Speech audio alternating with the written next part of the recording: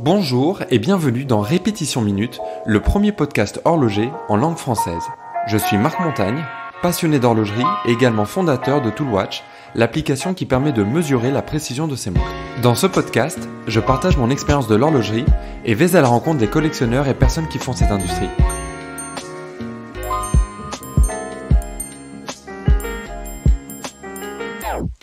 Hier, je discutais avec un ami collectionneur qui hésitait entre deux montres et me demandait quels étaient mes critères pour acheter une montre. Alors je vous rassure, je ne m'achète malheureusement pas une nouvelle montre tous les mois. C'est d'ailleurs plutôt le contraire et je prends mon temps, ou en tout cas je me creuse beaucoup la tête avec un certain nombre de critères que je vais partager avec vous. Alors le premier critère que je vais considérer, ça va être vraiment le design de la montre. C'est ce qui va m'attirer en premier sur une montre, bien avant d'autres considérations comme la marque, etc. Alors je vais regarder évidemment le design de la montre dans son ensemble. Puis après, tous les détails, ça va être au niveau de la forme de la boîte, au niveau de la forme des aiguilles, comment sont affichées les complications, s'il y en a. Tous ces éléments-là vont rentrer en compte et c'est vraiment le premier critère que je vais regarder. Le second critère, ça va être en termes de dimension. Alors comme j'ai un petit poignet, il y a plein de montres qui vont être éliminées assez rapidement. Autant je peux voir une montre et la trouver très très jolie en photo sur tous les critères un petit peu plus esthétiques que je mentionnais précédemment.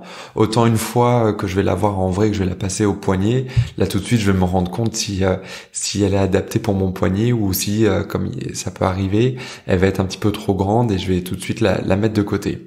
De façon générale, je vais accorder aussi pas mal d'importance à l'épaisseur et j'aime bien qu'une montre puisse passer simplement sous le poignet de la chemise. Pour moi c'est important.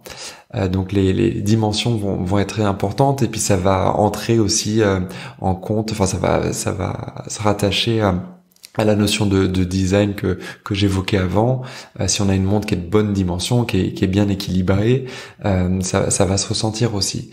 Et de façon générale, alors c'est mon goût propre, mais j'aime bien les montres qui vont être autour de 39-40 mm, voire même des fois un petit peu plus petit. Ça va vraiment être la bonne taille, en tout cas pour mon type de poignet.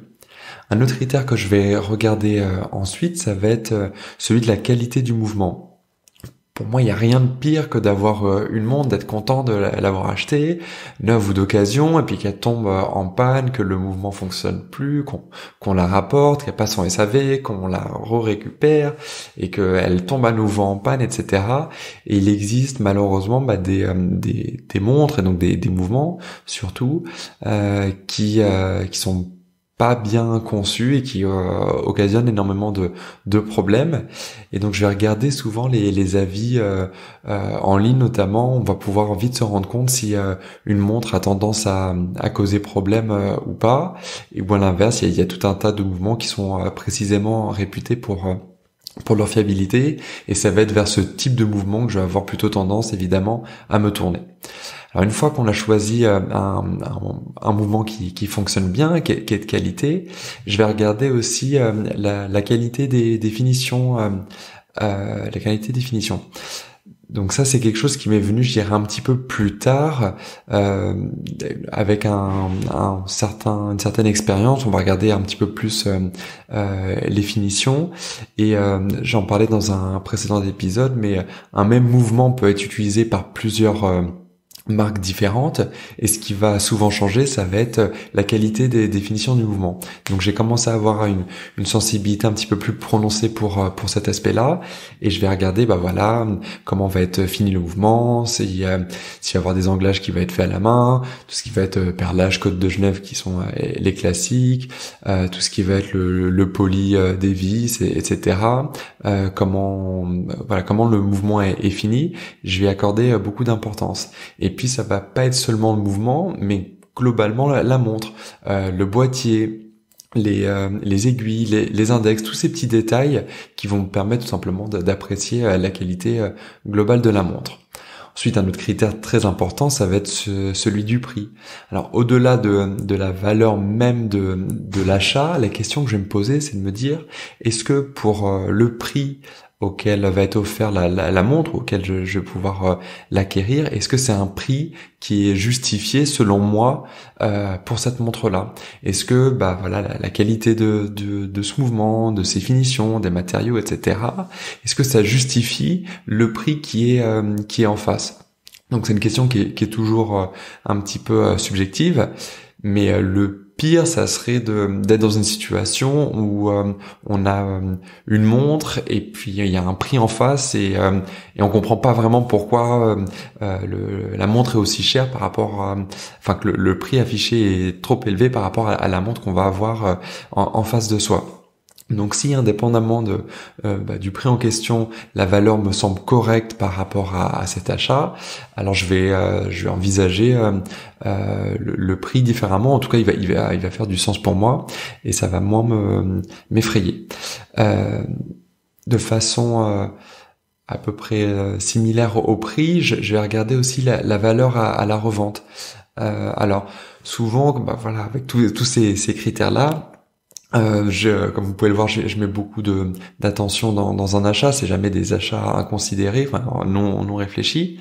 Donc je vais pas vraiment être dans une logique de revente derrière, puisque voilà, si j'achète une montre, c'est que vraiment elle me plaît sur plein de critères et que je me trompe pas entre guillemets. Donc si je me trompe pas, je vais pas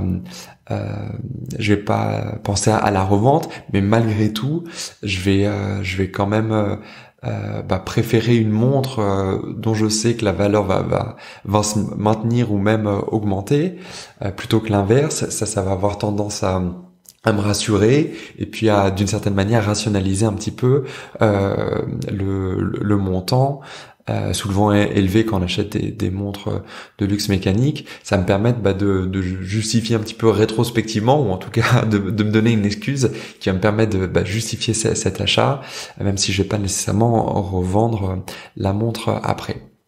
Un autre critère que je vais prendre en compte, ça va être le reste de ma collection. J'aime bien avoir des montres qui vont correspondre à des usages ou des styles vraiment différents. Ça me permet d'une certaine manière de pouvoir porter une montre à chaque occasion, d'avoir toujours la montre qui sera adaptée. Et autre chose que je souhaiterais éviter, ça serait d'avoir deux montres qui vont remplir un petit peu la même fonction, qui vont entre guillemets se marcher dessus. Et là, je serais un petit peu embêté parce que voilà, j'aurais quelque chose un petit peu redondant dans ma collection. Je suis pas de ces collectionneurs qui vont avoir un style de montre de prédilection et qui vont acheter tout le temps que des chronographes ou que des montres de sport ou cadran bleu ou je sais pas quoi, ou que des Speedmaster ou comme j'ai des amis qui font. Là, au contraire, je vais essayer d'avoir une collection qui va être un petit peu éclectique où chaque montre va avoir sa place. Et si je sens que une montre qui me plaît serait assez similaire avec une montre que j'ai déjà, alors je vais reconsidérer mon achat, ou alors je me dirais je vais devoir faire de la place pour celle-ci parce que je me vois pas porter les deux en même temps, et ça serait un petit peu une montre aux dépens de l'autre, et selon moi ça serait dommage. Un autre critère important, ça va être celui de la rareté. Ça, pareil, je pense, ça vient un petit peu plus avec l'expérience. Après avoir plusieurs montres, on va essayer d'avoir des montres qui vont permettre un petit peu de se distinguer, qui vont être un petit peu différentes des montres qu'on voit un petit peu habituellement, des montres qui vont permettre d'exprimer une certaine facette de sa personnalité ou de son approche des montres, etc. Et je vais être beaucoup plus sensible sur des marques qui vont avoir des volumes de production un petit peu plus réduits, ou alors des modèles qui vont être en édition limitée ou moins produits. Voilà, cette notion de rareté, alors qui est relative évidemment, mais ça va être quelque chose aussi que je vais pouvoir considérer. Alors ça veut pas dire que je ne peux pas apprécier une montre qui est produite en série à plusieurs milliers, etc. d'exemplaires.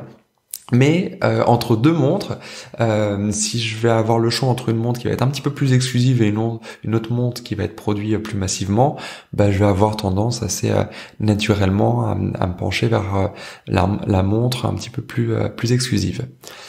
Un autre critère important, ça va être celui de la marque. Alors, j'y accorde pas une importance démesurée, mais je dirais que ça serait plutôt Donc il y a des marques que je me verrais pas porter parce que tout simplement l'image qui est véhiculée, les valeurs qui sont représentées par la marque, tout simplement me parlent pas, me correspondent pas, me touchent pas. Et à l'inverse, il y a certaines marques, beaucoup de marques d'ailleurs, dans lesquelles je me reconnais au travers de l'histoire de la marque, des valeurs qu'elle véhicule, de son design, de tout un tas de critères, mais voilà, la marque va me parler pour plein de critères subjectifs qui peuvent être différents d'une marque à l'autre. Mais voilà, pour moi, ça va être important de me retrouver dans une marque et plus que des marques dans lesquelles je me retrouve, je dirais qu'il y a surtout des marques dans lesquelles je me retrouve pas du tout, qui m'évoquent rien. Alors, est-ce que c'est la marque, est-ce que c'est le produit en question? Je saurais pas vraiment répondre parce que c'est quand même la marque qui me parle pas. Et ça va avoir ça va être un critère aussi qui va avoir son importance pour moi. Et alors je dirais que le dernier critère que j'avais déjà évoqué dans un autre épisode, ça va être ce dernier test un petit peu que j'appelle le test du miroir. Donc c'est tout simplement de porter la montre et puis de regarder face à un miroir ou un miroir de plein pied, de voir un petit peu la perception de la montre, parce que tous ces critères-là, notamment de dimension, de design, etc., ils vont avoir une perspective qui est complètement différente par rapport à la vision qu'on a soi-même avec cet angle assez particulier qu'on a quand on regarde sa propre montre à son poignet. Là, ça va prendre une dimension qui est toute différente, ça va apporter un petit peu de perspective et ça va permettre, je me répète, mais de revoir la montre sous un angle complètement différent. Et là, ça va me permettre vraiment de valider ou pas le coup de cœur. Et puis, alors je rajouterai un dernier critère, mais le plus important selon moi, ça reste toujours de prendre son temps, ne serait-ce que si on passe en revue tous les critères que je viens de lister, le temps de les analyser, d'y réfléchir, de se poser la question, de comparer entre plusieurs modèles.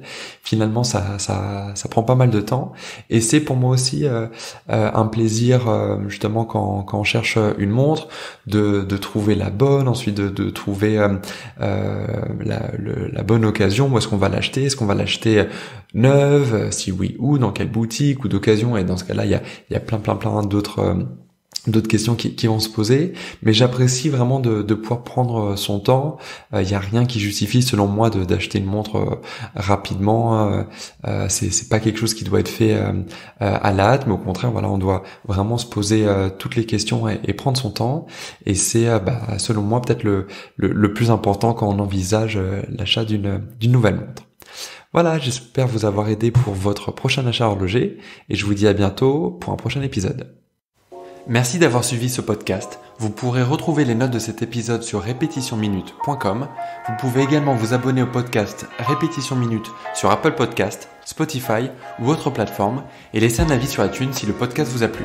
N'hésitez pas à partager ce podcast avec vos amis. C'est un joli cadeau et ça coûte moins cher qu'offrir une montre. Merci et à bientôt.